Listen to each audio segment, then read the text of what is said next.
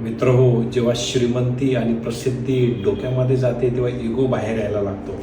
आत्ता काही दिवसांपूर्वीचा किस्सा तुम्ही बघितलेला असेल. जेजुरीच्या टोल नाक्यावरती जो राडा झाला होता, फक्त 100-200 रुपयासाठी झालेला राडा होता. पण प्रश्न फक्त 100-200चा नव्हता, तर तो जो इगो आहे ना, मला ओळखत नाही, मी रील स्टार आहे. मोठे मोठे मिलियन्समध्ये फॉलोअर असलेले रील स्टार पण असं वागत नाही.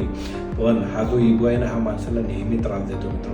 जेव्हा जेव्हा माणसाकडे श्रीमंती येते आणि प्रसिद्धी येते तेव्हा तरी नंबर व्हायला पाहिजे, ॲरोगंट नाही तर लोक आपली जागा दाखवायला अजिबात मागे पुढं करत नाही.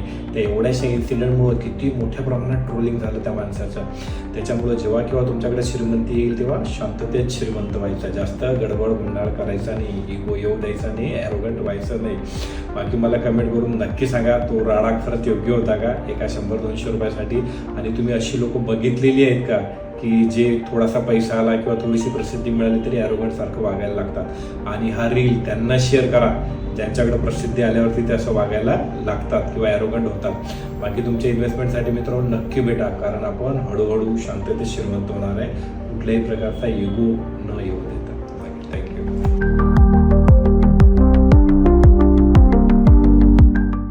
Mutual fund investments are subject to market risks. Read all scheme-related documents carefully.